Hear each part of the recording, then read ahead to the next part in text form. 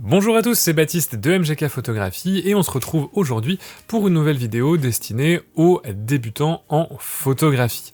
Suite à la vidéo que j'avais faite qui s'appelait l'argentique pour les ultra débutants, vous avez été nombreux et nombreuses à m'envoyer vos questions sur Instagram et je vous en remercie. Et récemment, je vous avais demandé quel sujet vous aimeriez bien avoir abordé de manière un petit peu plus complète en vidéo. Et de très très loin, c'est comment exposer ces photos, comment bien exposer ces photos en argentique qui a remporté le plus de suffrages. On se retrouve donc aujourd'hui pour parler exposition en argentique. Petite note avant de plonger dans les détails, note bien que cette vidéo est destinée à des débutants, c'est loin, très loin d'être un cours complet sur l'exposition, il faudrait plusieurs heures pour faire ça, mais bien une introduction à des principes de base qui sont bien évidemment à creuser. Là ici aujourd'hui on va simplement gratter la surface de l'iceberg. Quand on commence la photo, on a tendance à chercher la bonne exposition entre guillemets telle que celle donnée par l'appareil photo. Soit on va simplement faire un copier-coller des réglages qui sont donnés par l'appareil photo, soit on va utiliser les modes programme qui reviennent un petit peu au même, hein. On va faire confiance à l'appareil photo pour exposer nos photos.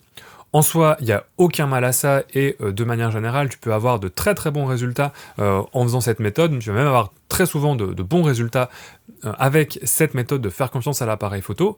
Mais le problème, c'est que tu vas pas forcément progresser et il y a peut-être des photos que tu vas avoir en tête et que tu vas pas savoir réaliser si tu comprends pas un petit peu comment la lumière marche et comment l'exposition fonctionne. La première chose à comprendre, c'est que l'appareil photo et sa mesure de la lumière intégrée ou la cellule externe, si tu utilises une cellule externe ou une application pour exposer tes photos, on en parlera peut-être un petit peu plus dans la suite de la vidéo. Tout ça, c'est un outil d'analyse qui doit te servir à comprendre, à décoder la lumière d'une scène pour la traduire en réglage photographique. Mais au final, c'est à toi de décider comment tu exposes ta photo. La bonne exposition, en fait, c'est pas forcément celle qui est donnée par l'appareil telle que l'appareil le lit, mais c'est bien celle que tu auras choisie pour mettre en valeur ton sujet. Parfois, il s'avère que ce que fait l'appareil, ce que t'indique l'appareil et ce que toi tu as décidé de faire, c'est la même chose, mais ça peut être différent et il faut pas avoir peur de s'éloigner un petit peu de ce que dit l'appareil pour créer certains effets d'exposition qu'on va voir dans la suite. On va voir ça avec un exemple. Ici, une grande partie de l'image est sous-exposée, c'est entièrement noir. Cependant, l'exposition n'est pas incorrecte, c'est une bonne exposition, au sens où le sujet qui est placé dans la lumière conserve tous ses détails. L'exposition ici est un outil qui va servir la composition, l'ambiance, le sens de l'image. Pour faire cette image, j'ai simplement choisi volontairement de sous-exposer légèrement la photo, donc j'ai choisi une exposition qui est incorrecte selon ce qui m'a été donné par l'appareil photo. L'idée derrière ça, c'était de renforcer le contraste, de mettre l'accent sur les détails qui sont dans les hautes lumières, les parties les plus claires de l'image, au détriment de ceux des ombres, les parties les plus sombres. Puisque en photographie, en argentique comme en numérique, tu as ce qu'on appelle la latitude d'exposition, c'est que ton film va pouvoir capturer un certain range de lumière, un certain degré de lumière qui est plus petit que le degré de lumière que toi tu vas voir. Donc dans des scènes contrastées, parfois il va falloir choisir si tu privilégies les parties les plus claires de l'image ou les parties les plus sombres. Tu remarques donc que exposer correctement, c'est donc plutôt analyser correctement la lumière d'une scène et appliquer les réglages photographiques qui conviennent pour rendre l'ambiance ou créer un effet particulier sur la scène. C'est en fait le choix du photographe. Alors maintenant, comment analyser la lumière de la scène? La première chose que tu peux faire déjà, avant même de sortir l'appareil photo, c'est faire confiance à ton œil. Repérer les scènes où il y a un fort contraste, par exemple lorsque tu es dehors en pleine journée, tu vas plus facilement tomber sur des scènes à fort contraste, ou alors en photo nuit, si tu photographies des environnements urbains, il y a également beaucoup de fort contraste, alors que si tu sors en pleine journée mais que le ciel est voilé, tu as une exposition qui est beaucoup plus uniforme, parce que tu as des valeurs de lumière qui sont beaucoup plus proches les unes des autres. Tu vas pas avoir des valeurs très sombres et très claires d'un côté, tu vas plus avoir des valeurs qui vont se retrouver dans un milieu uniforme en termes d'intensité. Si tu es déjà conscient ou consciente de les différentes intensités lumineuses dans ton environnement, tu peux voir la cellule de l'appareil photo qui mesure en fait cette lumière comme une sorte de pipette qui va lire ces intensités lumineuses qu'on exprime normalement en EV. Donc l'EV c'est une sorte d'échelle qui va grader en fait les différentes intensités lumineuses dans une scène. L'appareil photo, il va prendre ses EV et il va convertir ça en réglage photographique en un couple ouverture-vitesse pour toi que tu puisses le comprendre et que tu dis bah voilà, telle partie de ton image, si tu veux exposer pour cette partie-là de l'image, il faudrait utiliser tel réglage de vitesse, tel réglage d'ouverture. Si tu veux exposer pour cette partie-là qui est plus sombre ou qui est plus claire, il faudra utiliser tel ou tel autre couple vitesse-ouverture. Dans une scène contrastée, en effet, plusieurs intensités lumineuses vont pouvoir cohabiter, des lumières les plus vives aux lumières les plus sombres. Et ça va être à toi de choisir quel réglage appliquer pour ton exposition. Tu peux, par exemple, soit privilégier une partie de l'image, la partie claire ou la partie sombre, au détriment de l'autre, soit faire une moyenne un petit peu de toutes ces informations, trouver une sorte de réglage intermédiaire qui va te permettre de conserver le maximum de détails dans les parties à la fois claires comme les parties à la fois sombres. Ça, c'est des fois un petit peu trop compliqué pour ton appareil photo, même s'il essaie très fort, il y a des petits programmes, des choses comme ça qui sont là pour l'aider, mais des fois, il va falloir prendre la main, essayer de réfléchir à ce que tu veux vraiment mettre en avant dans ton image. Pour bien exposer, donc, c'est impératif de comprendre comment ton appareil photo voit et analyse la lumière. Puisque c'est ton outil qui va te servir à décoder un petit peu la scène que tu as devant toi, c'est important de savoir quel est son fonctionnement et quel est son prisme d'analyse. Pour bien exposer donc, il est important de comprendre comment ton appareil photo voit la lumière. Après tout, c'est ton outil d'analyse, c'est important de savoir comment ça fonctionne. La plupart des appareils photo argentiques proposent une mesure globale de la lumière à prédominance centrale. Ça veut dire, en clair, que l'appareil va lire l'intensité lumineuse principalement au centre, en général c'est 75% au centre, et va faire la moyenne, va pondérer ça avec 25% de ce qui se passe autour.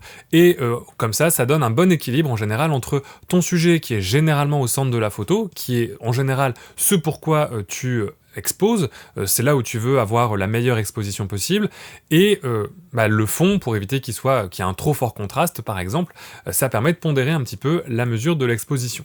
Ce type de mesure, il est utilisé dans beaucoup d'appareils photo, puisque c'est celle qui donne le meilleur résultat dans la majorité des situations lumineuses en photographie. Cependant, tous les appareils photo ne fonctionnent pas de cette manière-là. C'est trop long d'énumérer le fonctionnement de chaque appareil photo argentique qui a jamais été créé.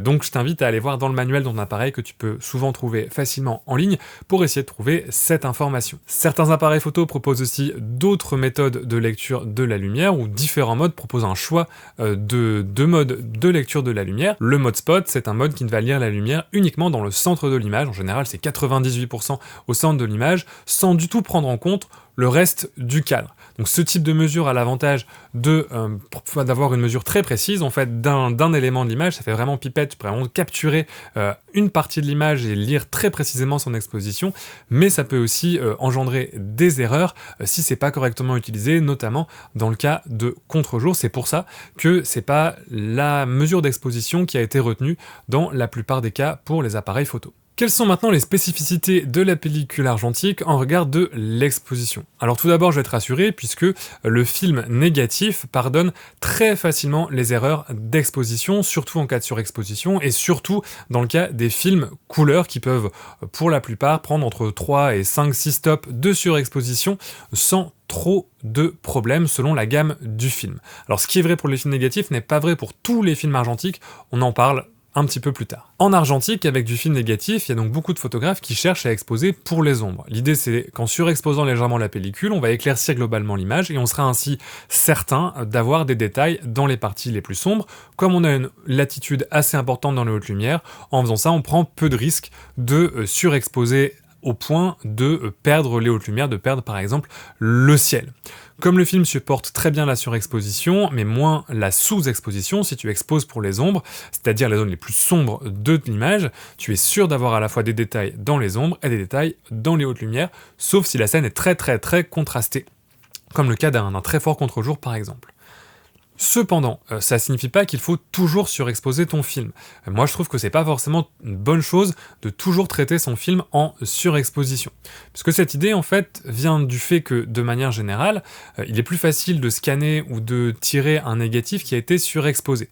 Parce que celui-ci est plus dense, il a reçu plus de lumière, l'émulsion chimique photosensible a donc plus réagi, et il est plus facile de retirer des détails qui auraient été perdus. Alors que un négatif sous-exposé, c'est un négatif qui est plus fin, c'est-à-dire qu'il n'y a pas eu suffisamment de réaction chimique avec la lumière pour imprimer en gros sur le négatif, et donc sans réaction chimique, pas d'information, pas d'image. En gros, ce qu'il faut retenir, c'est que à choisir, et c'est le mot le plus important ici, à choisir, il vaut mieux un négatif surexposé que sous-exposé.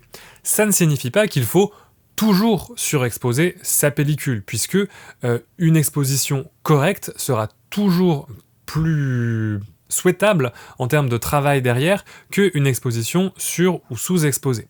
En surexposant constamment ton film, en fait, tu risques sur certaines scènes de perdre des données sur ton négatif, surtout si tu scannes à la maison, parce que si les scanners haut de gamme des labos arrivent à récupérer quand même beaucoup d'informations sur un négatif très dense, ce sera plus difficile avec des scanners d'entrée de gamme et tu risques d'avoir des surprises avec tes couleurs. Si tu travailles en noir et blanc avec des films standards, c'est un peu la même histoire en termes d'exposition. Cependant, fais attention aux films artisanaux comme les films washi qui peuvent avoir des comportements inhabituels et demander un petit peu plus d'expérimentation avant de savoir comment les exposer.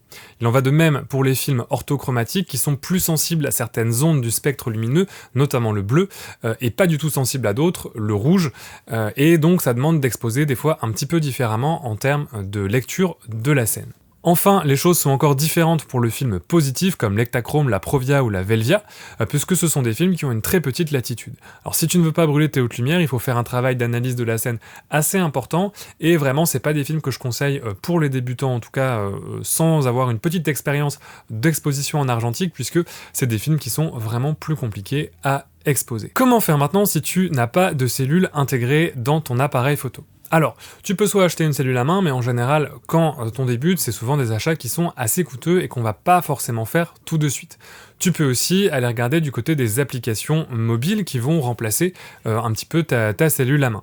Alors moi j'utilise celle-ci qui est Lightmeter pour Android, qui est assez bien faite. Le fonctionnement reste assez similaire à ce que tu vas pouvoir trouver sur ton appareil photo, c'est-à-dire que l'application va te donner les EV, ça va te donner des couples vitesse et ouverture pour les ISO que tu auras rentrés au préalable, et tu n'auras plus qu'à copier les différents réglages par rapport à l'exposition correcte donnée par la cellule, ou alors surexposer, sous-exposer, changer un petit peu ces réglages si tu veux créer un effet particulier avec ton exposition.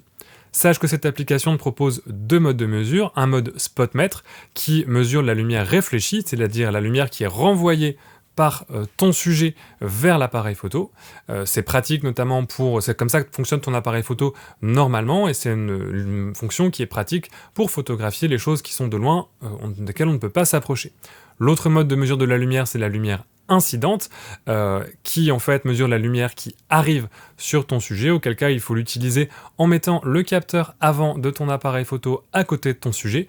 Alors c'est un type de mesure qui est un petit peu plus précis, mais qui nécessite de s'approcher du sujet. Là c'est pareil, mesure réfléchie, mesure incidente, on en parlera dans une autre vidéo parce que c'est aussi un petit peu plus complexe que ça. Voilà, ça te permet de comprendre globalement comment ça fonctionne.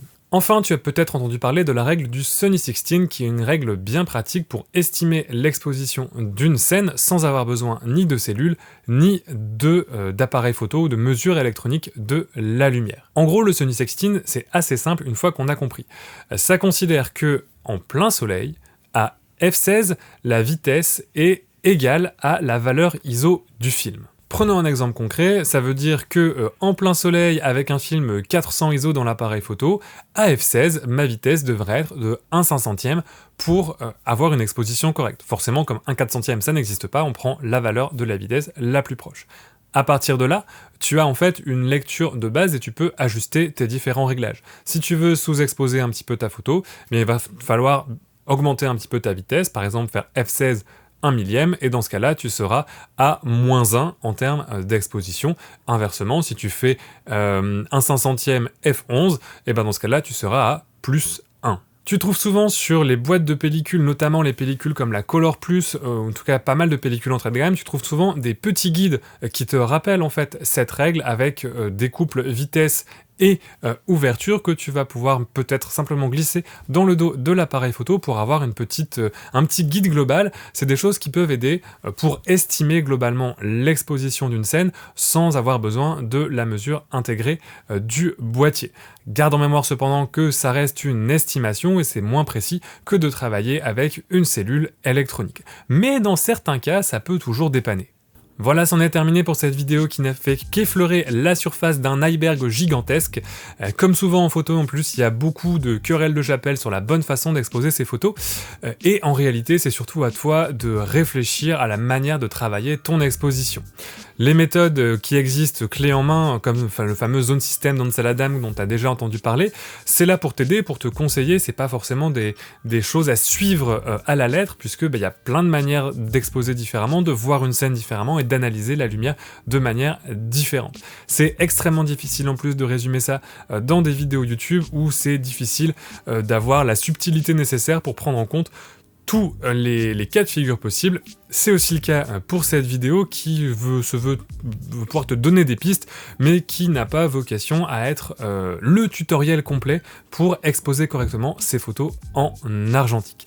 J'espère en tout cas que ça t'aurait plu et que ça t'aura aidé. N'hésite pas à t'abonner à la chaîne si tu me découvres avec cette vidéo, et à aller voir dans la description pour plus d'infos sur mon travail, mes réseaux sociaux, la page Tipeee de la chaîne et la plateforme Box Argentique. Moi je te dis à la prochaine, et d'ici là, bonne photo!